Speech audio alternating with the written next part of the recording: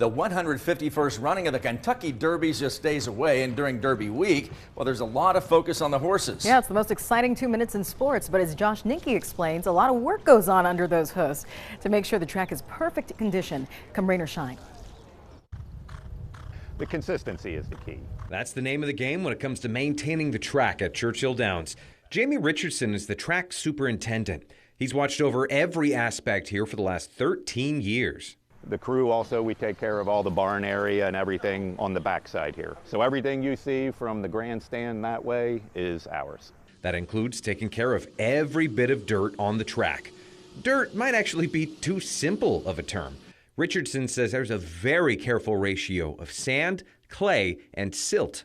There's probably between 18 inches and 2 feet of the track material over a clay base. He took me out onto the track to show why this mixture is so important. About how deep can some of these prints Well, if you go? look in here, this is about as deep as you want them to go. These horses are galloping. He cupped it out pretty good. Here you can almost see where the frog of the horse's hoof is, and it holds together.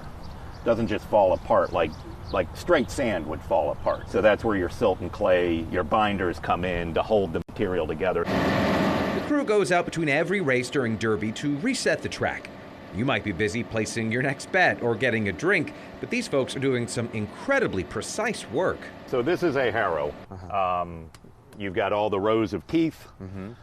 So when it's down, you have 2 rows of double teeth you see teeth on either side of the bar. Then it's the flotation tires, and then we've got 3 rows of teeth in the back. What's really impressive is every single tooth on these things is within a 32nd of an inch of each other. Richardson switched to this new design a couple of years ago. He also upgraded to tractors with 4-wheel drive and 175 horsepower. They've got other perks too. These tractors have heat, air. Pretty comfy. There's a stereo up there on your right, over your right shoulder. I mean, they've got the hydraulics on them, so as you're going across the bumps, you're not feeling everything. Even with all that tech, the crew needs a high level of skill and know-how to keep the races running on time. That includes the hardest day that Richardson can remember. So in 2018, the weather forecasters kept saying we were going to have morning showers and they were going to taper off in the afternoon, and it got harder and harder as the day went on. So that was a challenging day. That was the wettest Derby on record. I think we had over 3 inches of rain that day. Another challenge for the team was the string of 12 horse deaths during the Derby season in 2023. An investigation found no causal relationship between the track and the deaths.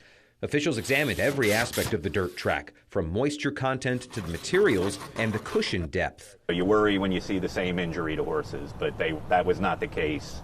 They were in different places around the racetrack, so you couldn't point to any common denominator, but that's why this job is so stressful. I mean, we just hope we never have another year like that. Churchill went on to be below the national average for horse injuries the following year in 2024.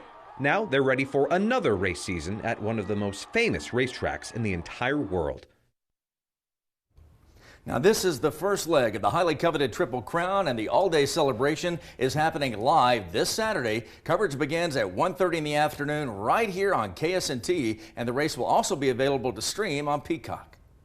After the break, Mac takes another look at your forecast. Stay tuned and we'll be right back.